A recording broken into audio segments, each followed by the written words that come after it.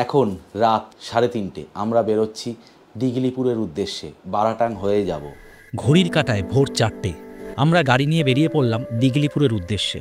এই দিঘলিপুর যাওয়ার জন্য কয়েকটি কথা কাইন্ডলি একটু নোট করে রাখবেন। দিঘলিপুর যেতে গেলে আপনাদের জিরকাটাঙে দাঁড়াতে হবে। এই যে জিরকাটাং বলে একটা জায়গা আছে, এই জিরকাটাংয়ের এখানে গাড়ি দাঁড়ালো। এই যে দেখতে পাচ্ছেন পুরো কনভয়টা দাঁড়িয়ে আছে, এই সব গাড়ি এসে এখানে দাঁড়াচ্ছে। সেখান থেকে একসাথে গাড়ির কনভয় যায়। কনভয়ের 4টি টাইম আছে। প্রথম গেট খোলে সকাল 6টা, তারপরে সকাল 9টা, তারপরে দুপুর 12টা এবং সবশেষে দুপুর 2:30। সেরকমই বারাটাং থেকে পোর্ট ব্লেয়ার আসতে গেট খোলে সকাল 6:30, সকাল 9:30, দুপুর 12:30 এবং দুপুর 3টে। পোর্ট ব্লেয়ার থেকে দিঘলিপুর যাওয়ার রাস্তা জারোয়া রিজার্ভ ফরেস্টের ভিতর দিয়ে যায়, তার জন্যই এই ব্যবস্থাপনা। সবসময় কিন্তু রাস্তা খোলা থাকে না, তাই চেষ্টা করবেন ভোর 4টের মধ্যে হোটেল থেকে চেক আউট করে প্যাক ব্রেকফাস্ট নিয়ে গাড়িতে উঠে পড়ার। কনভয়ের একদম সামনে থাকে বাস এবং সব থেকে প্রথম বাসের ড্রাইভারের পাশের সিটে বসেন একজন পুলিশ কর্মী এই সম্পূর্ণ জঙ্গল যাত্রার জন্য। কনভয়ের মাঝখানে থাকে সব প্রাইভেট এবং কমার্শিয়াল গাড়ি এবং কনভয়ের শেষে থাকে লরি। এখন ভোর 5টা বাজে। এই দিঘলিপুর, রঙ্গত এবং পোর্ট ব্লেয়ার ব্যাক, এই আমাদের 3 দিনের ট্যুর। এই 3 দিনের ট্যুর করতে গাড়ি টোটাল নেয় 25,000 টাকা, বড় গাড়ি উইথ এসি। ছোটো গাড়ির রেট তুলনামূলক একটু কম হবে, তবে বড় গাড়ি নেওয়াই ভালো। আর এখানে ড্রাইভারকে তো আগে থেকেই কন্ট্যাক্ট করবেন আপনারা, যেই গাড়িতে যাবেন সেই গাড়ি আপনাদের ফর্ম ফিল আপ করিয়ে দেবে। এখানে ফর্ম ফিল আপ করতে হয়, প্রত্যেকের আইডি কার্ড দিয়ে ফর্ম ফিল আপ করতে হয়, তো সেটা ড্রাইভারই করিয়ে দেবে। আমাদের ড্রাইভার গেছে এখন ফর্ম ফিল আপ করাতে, আমাদের আইডি কার্ড নিয়ে গেল। চেষ্টা করবেন সর্বোচ্চ ভোটার আইডি কার্ড দেওয়ার, আধার কার্ডটা সব জায়গায় না দেওয়াটাই ভালো, সেফ। আর আধার কার্ড দিলেও মাস্ট আধার কার্ড দেবেন। এই যে বাসগুলো, এই বাসগুলো কিন্তু যায় ডিরেক্ট দিঘলিপুর, কিন্তু বাসে করে আপনারা যেতে পারবেন না, তার কারণ বাস কোথাও দাঁড়াবে না, সোজা দিঘলিপুর চলে যাবে। আপনাদের লাইমস্টোন কেভ, মাড ভলকানো এইগুলো দেখা যাবে না বাসে করে গেলে, তার জন্য গাড়ি নিয়েই যেতে হবে। যদি দিঘলিপুরে যেতে হয় তাহলে অবশ্যই ভোর 5টার মধ্যে এই জিরকাটাঙে পৌঁছাতে হবে। আর যদি মনে করেন না দিঘলিপুর যাব না, সেক্ষেত্রে শুধুমাত্র লাইমস্টোন কেভ এবং মাড ভলকানো দেখে ফিরে আসবেন, সেক্ষেত্রে আপনারা মোটামুটি 8টা নাগাদ এই জিরকাটাঙে পৌঁছালেই চলবে। পোর্ট ব্লেয়ারে আমাদের হোটেল থেকে এই জিরকাটাং চেকপোস্ট অব্দি আসতে রাস্তা প্রায় 40 থেকে 50 কিলোমিটার, সময় লাগে প্রায় 1 ঘন্টা মতো। জারোয়া জঙ্গলের মধ্যে ভিডিওগ্রাফি কিন্তু অ্যালাউড না, আর আমরা সেটা চাইও না করতে, কারণ জারোয়ারাও মানুষ, আমরাও মানুষ। একটা মানুষ হয়ে আরেকজন মানুষের শুধুমাত্র অনুন্নতির কারণে আমরা ভিডিওগ্রাফি করব, সেটা আমাদের কখনোই পছন্দের নয়। তাই ক্যামেরা বার করার কোনো চেষ্টাই করিনি। তবে পথে যদি আপনারা কৌতূহলী মনের উৎসাহ মেটাতে চান, পথে আপনারা জারোয়াদের দর্শন পাবেন। তবে হ্যাঁ, আগেকার মতো সেই আদিম জারোয়া এখন আর নেই, তারাও জামা প্যান্ট পরেই রাস্তায় ঘুরে বেড়ায় এবং তারা কিন্তু শিকার করে এখনো, এবং জঙ্গলবাসী তারা। এই সামনের পোর্টে এসে রাস্তাটা শেষ হবে জঙ্গলের ভিতর থেকে। এখান থেকেই বোট বা ফেরি এইগুলোতে চড়ে ওই যে সামনে ঘাট, ওখানে নামবে, এর মধ্যে উঠে পড়ে গাড়ি টাড়ি সবই। চলুন সামনে গিয়ে গাড়ির দৃশ্যটা দেখাচ্ছি। এই ফেরি পারাপারের জন্য মানুষের চার্জ লাগে 10 টাকা।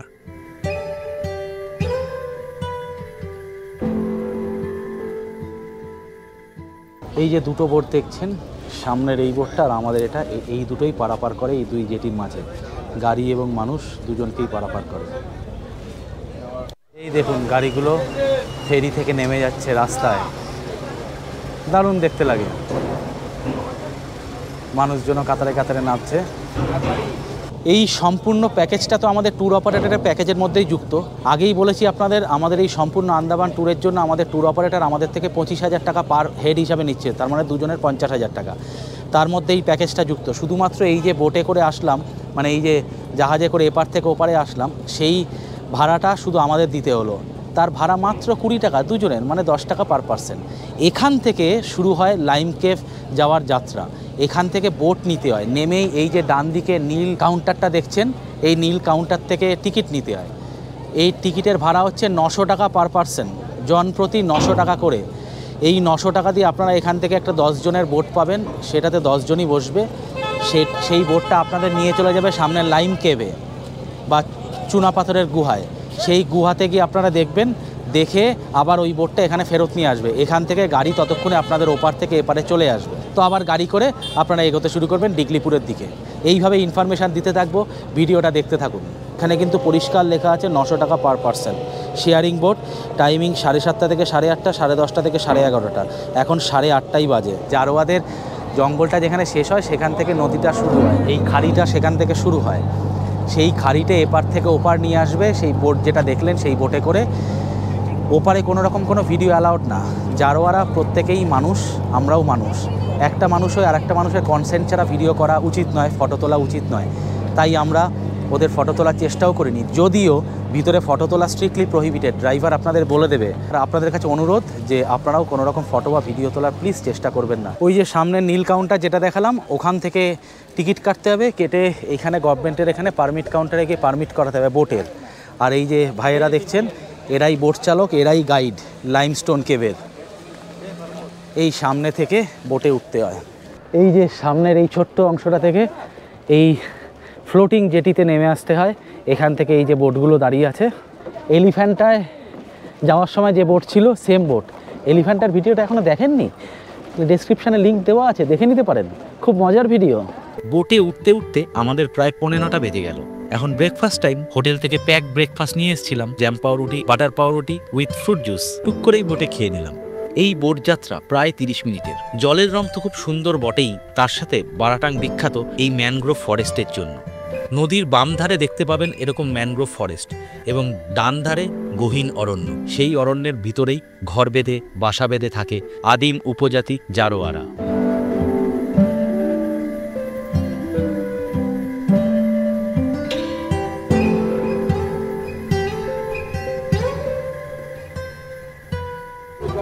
এই আমরা পৌঁছে গেলাম লাইমস্টোন কেভের জেটিতে। এবার দেখুন থ্রিলিং অভিজ্ঞতা, ম্যানগ্রোভ ক্রিকের মধ্যে থেকে আমরা যাচ্ছি।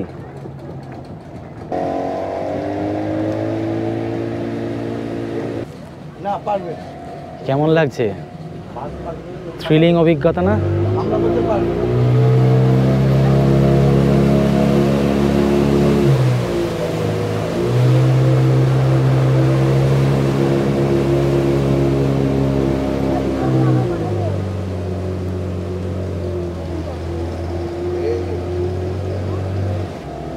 ভিতরকণিকার কথা মনে পড়ে যাচ্ছে।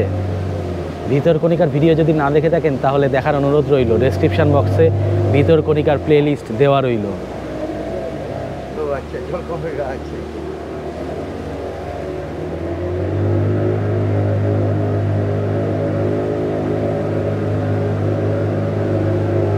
এই আমরা পৌঁছে গেলাম লাইমস্টোন কেভের জেটিতে। এখান থেকে লাইমস্টোন কেভ 1.2 কিলোমিটার হেঁটে যেতে হবে, লেখাই আছে।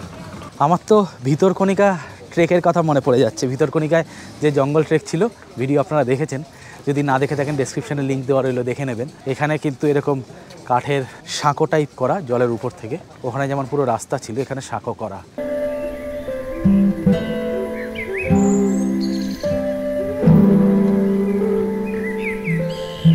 এখানে আসলে আপনারা জঙ্গল ট্রেকিংয়ে মজা পাবেন, ম্যানগ্রোভ ক্রিক বা ম্যানগ্রোভ ফরেস্টের মধ্যে দিয়ে হাঁটার মজা পাবেন।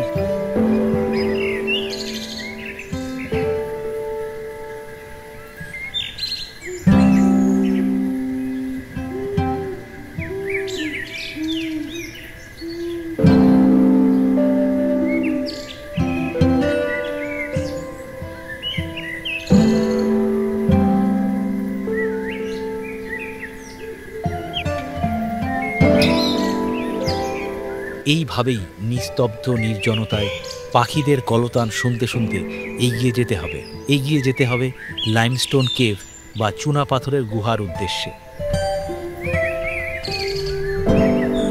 1.5 কিলোমিটারের রাস্তা প্রায় 30 মিনিটে অতিক্রম করে এই আমরা পৌঁছে গেলাম লাইমস্টোন কেভের দরজায়।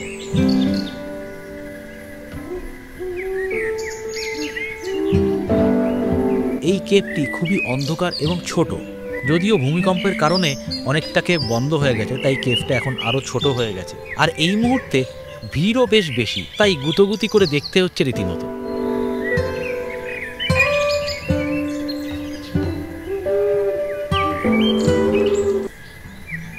এই যে গ্রোথটা দেখছেন, মানুষের শিরদাঁড়ার মতো দেখতে।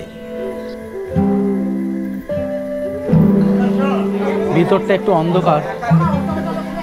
ভিয়েতনামের কেভের কথা মনে পড়ছে, দাউ গো কেভ। সেখানে ভিতরে অনেক আলোকিত করা ছিল, কিন্তু এখানে অতটা আলোকিতকরণ নেই। এখানটা একটু অন্ধকার, তাই গাইডের টর্চ এবং মোবাইলের আলো দিয়েই যতটা সম্ভব কভার করার চেষ্টা করছি। এখানে এই যে ডিপোজিশনের সাথে যে ধাতুগুলো চকচক করছে সেগুলো হলো অভ্র এবং সিলিকার সংমিশ্রণ। এই লাইমস্টোন কেভ ক্যালসিয়াম কার্বনের ডিপোজিশনের ফলে সৃষ্টি হয়ে থাকে। দু ধরনের ডিপোজিশন হয়। পাহাড়ের উপর দিক থেকে নিচের দিকে যে ডিপোজিশনগুলো হয় তাকে বলে স্ট্যালাকটাইট, এবং মাটির নিচ থেকে উপরের দিকে যেগুলো হয় তাকে বলে স্ট্যালাকমাইট। প্রবাল প্রাচীরের মতো এই স্ট্যালাকটাইট বা স্ট্যালাকমাইট স্পর্শ করবেন না, তাহলে এর গ্রোথ বন্ধ হয়ে যাবে কিন্তু, এবং সেটিকে দেখতে আর ভালো লাগবে না, কারণ জায়গাগুলো কালো হয়ে গিয়ে ধীরে ধীরে নষ্ট হয়ে যাবে। আর এই যে দেখেছেন এই পাহাড়টা শঙ্খের মতো দেখতে কিন্তু, আর এই যে উপরের এটা ঝাড়বাতির মতো দেখতে। এই যে উপর থেকে নামছে গ্রোথ হয়ে, এটা হচ্ছে স্ট্যালাকটাইট, আর এই যে নিচ থেকে উঠছে এটা হচ্ছে স্ট্যালাকমাইট। এই যে মাঝখানে একটা গ্যাপ দেখা যাচ্ছে, এই গ্যাপটা ভর্তি হতে কয়েক হাজার বছর লেগে যাবে। এই যে উপর থেকে আলো আসছে দেখা যাচ্ছে, ছোট্ট একটু উপর থেকে আলো পড়ছে, এখান থেকে সূর্যের আলো পড়ে এবং বৃষ্টি পড়ে, উপর থেকে কিন্তু জল পড়ছেই ক্রমাগত। লাইমস্টোন কেভে এটাই নিয়ম, জল পড়বেই। সেই জলের সাথে ক্যালসিয়াম বাইকার্বনেট, সেই ক্যালসিয়াম বাইকার্বনেটগুলো জমে জমে এরকম শেপ নেয়। এই যে নেমেছে দেখেছেন, পদ্ম ফুলের উল্টো কুড়ির মতো। আর এই সাইডে দেখুন এই গ্রোথটা গণেশ ঠাকুরের মতো দেখাচ্ছে। উপর থেকে নেমে নেমে দেখেছেন পুরো মাটির ভিতরে ঢুকে গেছে।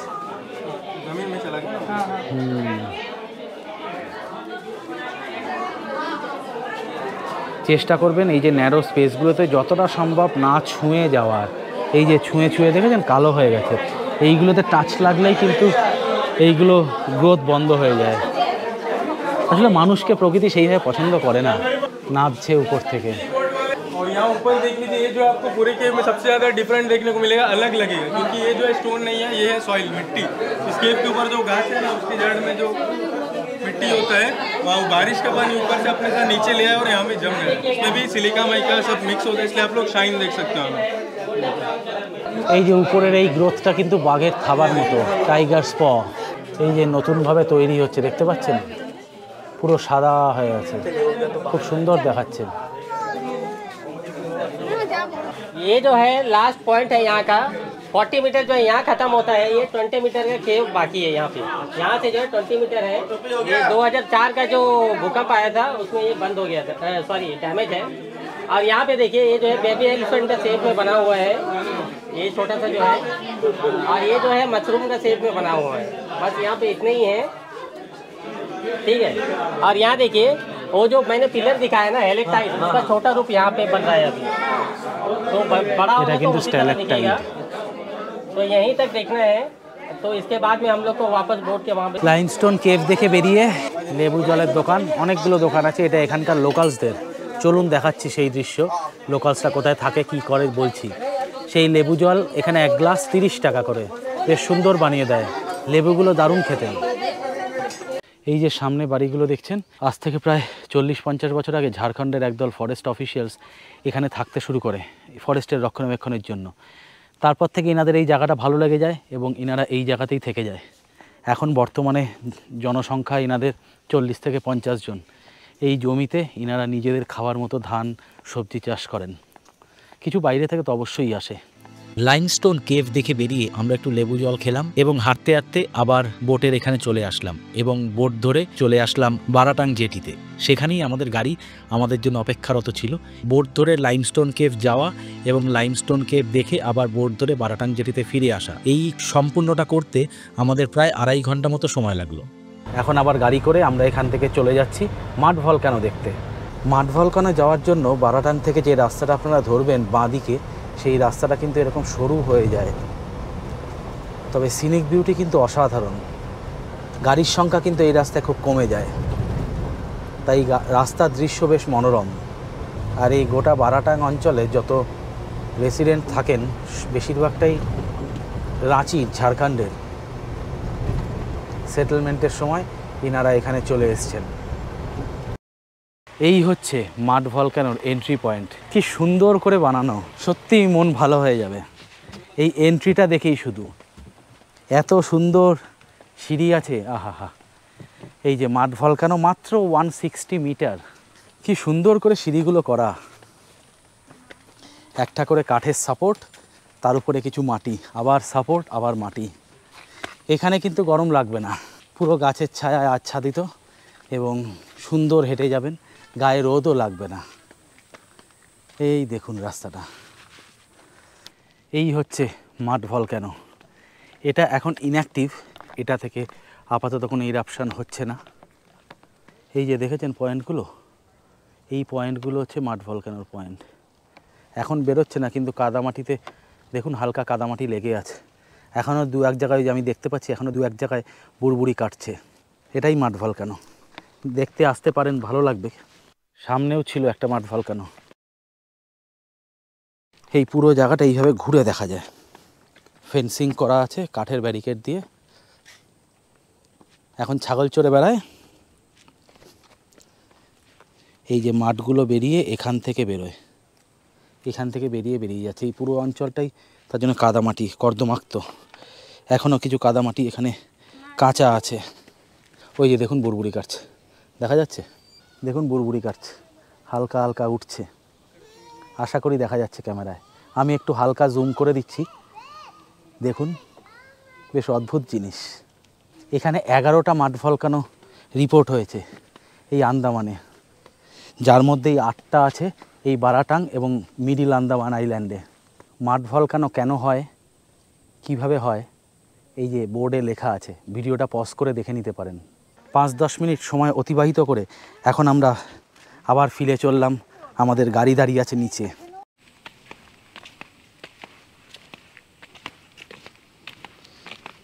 আমাদের হোটেল কোনার্ক রেসিডেন্সি থেকে আমরা বারাটাং অবধি 100 কিলোমিটারের যাত্রাপথ অতিক্রম করে ফেলেছি। বারাটাং থেকে দিগলিপুর আরও 200 কিলোমিটার, টোটাল 300 কিলোমিটারের যাত্রাপথ আজকে আমাদের অতিক্রম করতে হবে। আমাদের হোটেলে ঢুকতে ঢুকতে সন্ধ্যে 6টা থেকে 7টা বেজে যাবে। তার মধ্যে আমরা জারোয়াদের জঙ্গলে ঢোকার আগে 1 থেকে 1.5 ঘন্টা দাঁড়িয়েছিলাম। তার মানে মোটামুটি বুঝতেই পাচ্ছেন প্রায় 15 ঘন্টার মতো যাত্রাপথ। আপনারা আমাদের ট্যুর প্ল্যানটা ফলো করতে পারেন, এটা খুব সাইন্টিফিক ট্যুর প্ল্যান। তবে দিগলিপুর যাওয়ার রাস্তা কিন্তু এরকমভাবেই খারাপ, মানে রাস্তার অবস্থা বুঝতেই পাচ্ছেন, রাস্তাটা একই সরু, তার উপরে রাস্তা কিন্তু ট্রিমেন্ডাস খারাপ এই মুহূর্তে। বারাটাং থেকে এবার আমাদের গন্তব্য দিগলিপুর। পথে প্রথমে পড়বে আমকুঞ্জ বিচ। দূরত্ব বারাটাং থেকে প্রায় 68 কিলোমিটার, সময় লাগে 2.5 ঘন্টা মতো। সব বিচ লোকেশান গুগল ম্যাপ কিন্তু দেখায় না, তাই ড্রাইভার সাহেবই ভরসা। আর কোমরে যদি জোর থাকে এবং মনে যদি অসীম সাহস থাকে, তবেই এই মুহূর্তে আসবেন দিগলিপুর।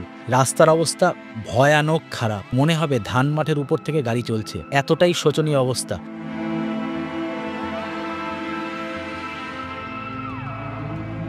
এই হচ্ছে কদমতলা। এটা একটা বাজারের মধ্যে অনেকগুলো রেস্টুরেন্ট আছে বাঙালি। আমরা আজকে খাবো মণ্ডল রেস্টুরেন্ট থেকে। এখান থেকে এখনও 40 কিলোমিটার গেলে পড়বে রঙ্গত। ফলে লোকেশানটা আশা করি গেস করতে পারবেন। এখানে সবাই এসে দাঁড়ায় এবং তাদের লাঞ্চ সারে। এরকম এই সাইড ওই সাইড প্রচুর রেস্টুরেন্ট আছে। তো চলো দেখি খাবারে কি আছে। আজকের দুপুরের খাবার, ভাত, একটা পাঁপড় ভাজা, এটা কিছু একটা ভাজা, এটা একটা আলু আর কুমড়োর তরকারি। সব থেকে মজার ব্যাপার হচ্ছে এটা বাটার পেপারে দিয়েছে। আর এই হচ্ছে মাছ, পার্শা মাছ।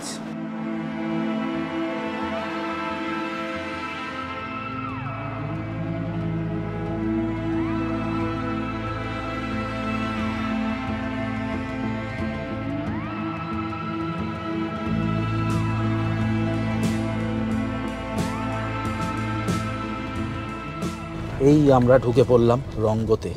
এখন সময় 3:15। রাস্তার সাথে তীব্র সংগ্রাম করতে করতে প্রায় 3 ঘন্টা যুদ্ধের পর আমরা পৌঁছালাম রঙ্গতে। রঙ্গত থেকে দিগলিপুরের রাস্তাটা তুলনামূলক একটু ভালো।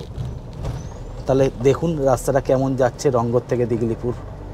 আমকুঞ্জ বিচে দুটো জিনিস খুব বিখ্যাত, একটা হচ্ছে এখানকার সানরাইজ আর একটা হচ্ছে এই কাকার ডাব। কাকা আমাদের খুব ভালো ডাব খাওয়ালো, দাম নিল মাত্র 30 টাকা। এই মুহূর্তে আমরা চলে এলাম আমকুঞ্জ বিচে। এই বিচ সূর্যোদয়ের জন্য খুব বিখ্যাত।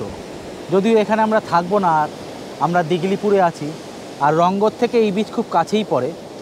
তবে রঙ্গত থেকে সূর্যোদয় দেখা আমাদের হবে না, তাই সূর্যাস্তের ঘণ্টাখানেক আগে আপনাদের এই বিচটা দেখিয়ে দিলাম।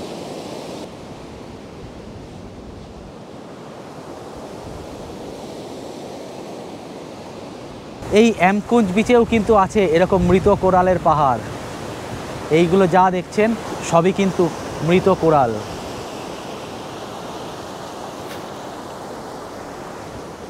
সমুদ্রের জল চলে আসছে এই অবধি। এইগুলো সবই মৃত কোরাল। এক সময় জল আসতো এইখানে, তখন কোরালগুলো বেঁচে ছিল, এখন সব মরে গেছে, ফলে ফাঙ্গাস ধরে গেছে, উপরে ফাঙ্গি জমেছে।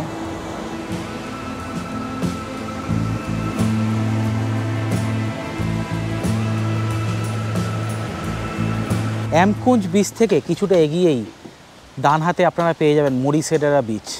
এটাকেই কাটবার্থ বিচ বলা হয়।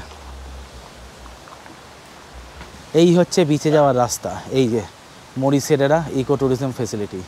এখানে আপনারা এরকম সুন্দর দোলনা পেয়ে যাবেন। দোলনায় দুলতে দুলতে সমুদ্র দর্শন এবং সমুদ্রের হাওয়া খেতে পারবেন। এই বিচটার লোকেশনটা খুব সুন্দর। চই এখন দোল খাচ্ছে, সাথে এরকম অদ্ভুত সুন্দর সমুদ্র। পাতার ফাঁক ফোকর গলে সমুদ্রে পৌঁছে গেলাম আমরা। এই বিচে কিন্তু চান করা যায় না। 30/1/2018 সালে এখানে লাস্ট কুমির দেখা গেছিল।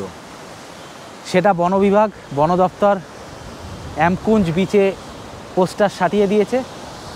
ওখানকার মানুষজনের বক্তব্য কুমির নেই, কিন্তু আমি কাউকে চান করতে দেখিনি।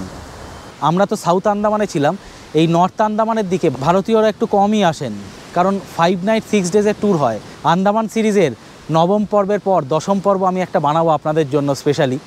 সেই পর্বে আপনাদের সম্পূর্ণ আন্দামানকে আমি একসাথে একটা প্যাকেজ করে দেব। এখানে বেসিক্যালি ফরেনাররা আসে, তার দুটো কারণ। এখানে আন্দামানের সবথেকে হাইয়েস্ট পিকটা আছে, আর রস অ্যান্ড স্মিথ আইল্যান্ডে আসে, সেটা অবশ্যই দেখাবো। ওটার জন্য এত দূর আসা।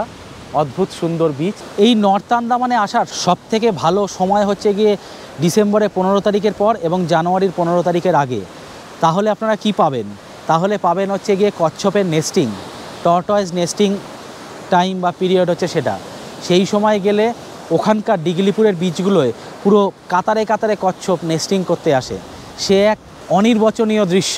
সেই দৃশ্য দেখার জন্যই নর্থ আন্দামান মানুষ আসেন ডিসেম্বরের 15 তারিখের পরে এবং জানুয়ারির 15 তারিখের আগে। আন্দামান সিরিজের টোটাল 9টা পর্ব আপনাদের সামনে আমরা প্রেজেন্ট করব। আজকে আপনারা দেখছেন 6ষ্ঠ পর্ব, এরপরে আরও 3টে পর্ব থাকবে। আন্দামানের 10ম পর্বে টোটাল আন্দামানের কোথায় কি কেন কিভাবে একা আসতে পারবেন আপনারা কোনো ট্যুর গাইড ছাড়া, সেটা বলবো। এবং ট্যুর গাইডের সাথে আসলে আমাদের এই দুজন tour guide, Dipti tour and travels কলকাতার এবং পোর্ট ব্লেয়ারের green island tour and travels, এই দুজনের সাথে কন্ট্যাক্ট করে আসতে পারেন। যে কোনো একজনের সাথে কন্ট্যাক্ট করলেও হবে, তার সমস্ত ডিটেলস আমি দিয়ে দেবো। বহু মানুষ একা আসতে চান ট্যুর অপারেটর ছাড়া, তাদের একটু অন্যরকম চিন্তাভাবনা, আমাদের মতোই তাদের চিন্তাভাবনাকেও আমরা স্যালুট জানাই। এবং তাদের জন্য একদম অন্তিম পর্বে থাকবে কিভাবে আপনারা একা আন্দামানে আসতে পারবেন। হোটেল বুকিং, গাড়ি বুকিং, কোথায় যাবেন, কিভাবে যাবেন, কেন যাবেন, সব কিছু থাকবে। এই মরিসেডেরা বিচের এন্ট্রি পয়েন্ট, এখান থেকে ঢুকলেন, ঢুকে এই সাইড থেকে এটা হচ্ছে ভিউ পয়েন্ট। এইগুলো যা দেখছেন সবই কিন্তু কোরাল, কোনোটাই পাথর নয়। ফলে আন্দামানে আসলে সমুদ্রের ধারে এইগুলো বুঝতে পারবেন, এইগুলো কিন্তু সবই কোরাল। এই যে এখান থেকে সুন্দর কাঠের পাটা পেতে রেলিং করা, দারুণ জায়গাটা। আহা হা হা হা। এই হচ্ছে টোটাল ভিউ পয়েন্টটা। এখান থেকে সমুদ্রটা এরকম দেখা যায়।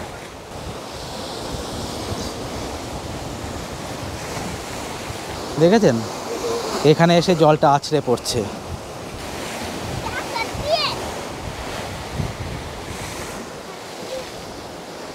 অদ্ভুত সুন্দর জায়গা। এখান থেকে সানরাইজটা খুব ভালো দেখা যায়।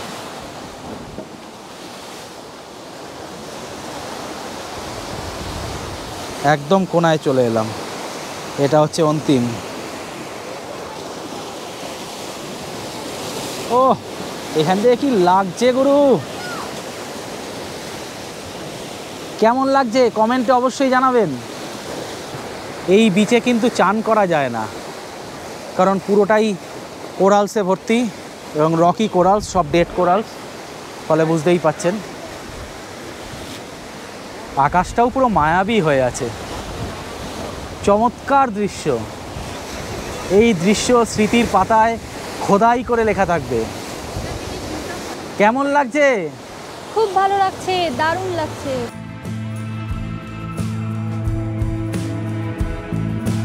মরিসেটেরা বিচ দেখার পরে আরেকটুখানি এগিয়ে এলাম আমরা। এগিয়ে আসার পরে ডান দিকেই পড়লো পঞ্চবটি বিচ, মানে Panchabati eco tourism site, an epitome of nature's beauty. সব বিচের মতোই এই বিচটাও খুব সুন্দর। এখন সময় 5টা। এখানে সিঁড়ি করা আছে, সিঁড়ি দিয়ে সুন্দর নামবেন, নেমে এই সাইডে হচ্ছে বিচটা। বাহ, এই বিচটা কিন্তু দারুণ বিচ। ছোট্ট একটু জায়গা বিচের, কিন্তু সামনে ওই যে জায়গাটা দেখেছেন জলের মাঝখানে ভেসে আছে মৃত কোরাল, তার উপরে কিছু গাছ জন্মেছে। এই জন্যই বিচের বিউটিটা আরও বাড়িয়ে তুলেছে। এখন আলোটা কমে এসছে, আর এই সাইডে বাচ্চাদের জন্য একটা চিলড্রেন্স পার্ক বানানো। আপনারা এখানে চাইলে বসতে পারেন, বেশ কিছু বসার জায়গা আছে। আর রিল্যাক্স করতে চাইলে এই যে চৈতালি রিল্যাক্স করছে। এই রাস্তা থেকে একটুখানি হেঁটে গেলেই ওই সাইডেও সুন্দর বিচের একটা ভিউ আছে।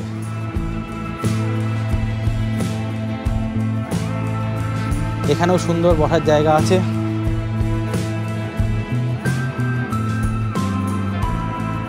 সন্ধে হয়ে আসছে, এখানেও বিচটা কিন্তু খুব সুন্দর। একটু কালো কালো দেখাচ্ছে, প্রথম কথা অন্ধকার হয়ে এসছে, আর দ্বিতীয় কথা এখানে এটা ভেজা, ওই জন্য এটা কিন্তু সাদা বালিরই বিচ। দেখুন কি সুন্দর ভিউ। পশ্চিম দিগন্তে সূর্য অস্ত যাচ্ছে, তার লাল আভা ছড়িয়ে দিচ্ছে। আন্দামান সত্যি আমাদের মন প্রাণ একদম তরতাজা করে দিল। মন জুড়িয়ে গেল, প্রাণ ভরে এলো।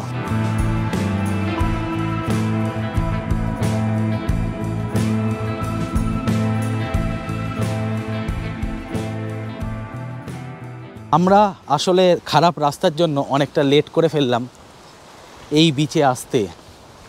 এই বিচের একটা সুন্দর ভিউ পয়েন্ট আছে, এই যে দেখেছেন, এখানেও একটা সুন্দর ভিউ পয়েন্ট আছে। আমি জানি ভিডিওটা একটু অন্ধকার আসছে, আমাদের কিছু করার নেই, নয়তো এখানে সুন্দর ফটোগ্রাফি করা যেত। এখানে সুন্দর বসা যায়, দোল খাওয়া যায়, সুন্দর সময় অতিবাহিত করতে পারবেন। এই সামনের কোরাল রকে বসে একটু গল্পগুজব করুন, প্রচুর ছবি তুলুন, দোলনায় বসে দোল খেতে পারেন। হাটে বসে যদিও চা পাওয়া যায় না, তাও খোশ গল্প করা যেতে পারে।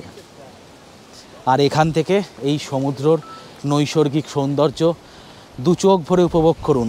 চোখে নাকে মুখে গায়ে সমুদ্রের সুন্দর বাতাস ঝাপটা মেরে যাবে, অদ্ভুত সুন্দর লাগবে। দারুণ জায়গা।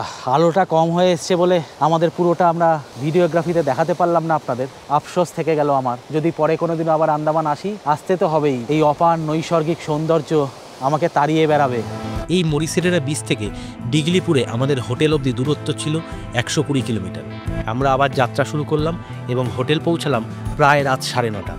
হোটেলে ঢুকেই ডিনারটা অর্ডার দিয়ে দিলাম, তন্দুরি রুটি উইথ বাটার চিকেন। এই হচ্ছে আমাদের হোটেল আধির রুম। এই রুমটা কিন্তু বেশ বড়। এখানে ডবল বেড আছে, এখানে একটা আয়না আছে, একটা টিভি যেটা আমাদের কখনোই প্রয়োজন পড়ে না, এখানে একটা টেবিল, এখানে একটা কাবার্ড আছে। রুমটা বেশ বড়। এখানে একটা টেবিল, দুটো চেয়ার, আর এটা হচ্ছে ওয়াশরুম। ওয়াশরুমটাও ঠিকঠাক সাইজের, এসি লাগানো আছে। আর বাইরে থেকে রাস্তার ভিউটা পাওয়া যায়। এই যে বাইরে থেকে, এই ব্যালকনিতে যাওয়া যায় না, কিন্তু বাইরে থেকেই রাস্তার ভিউটা পাওয়া যায়। হোটেলের সামনেই গাড়ি পার্কিংয়ের জায়গা আছে। এই রুমের ভাড়া 2000 টাকা করে। তাহলে আর কি, আজকের মতো খেয়ে দিয়ে ঘুম। তাহলে বন্ধুরা, আন্দামান সিরিজের 6ষ্ঠ পর্ব আপনাদের কেমন লাগলো অবশ্যই জানাবেন। যদি চ্যানেলটা ভালো লাগে অবশ্যই সাবস্ক্রাইব করবেন এবং ভিডিওগুলো বন্ধু ও পরিবারের সবার সাথে শেয়ার করবেন এবং বেল আইকনটা ক্লিক করতে ভুলবেন না। ক্লিক করে অলটা সিলেক্ট করে রাখবেন, তাহলে আমরা যখনই কোনো ভিডিও বা শর্টস আপলোড করব আপনাদের কাছে তৎক্ষণাৎ নোটিফিকেশানটা পৌঁছে যাবে। তাহলে আজকের জন্য এখানেই শেষ করলাম। দেখা হচ্ছে আগামী শনিবার ঠিক সন্ধ্যে 7টায়।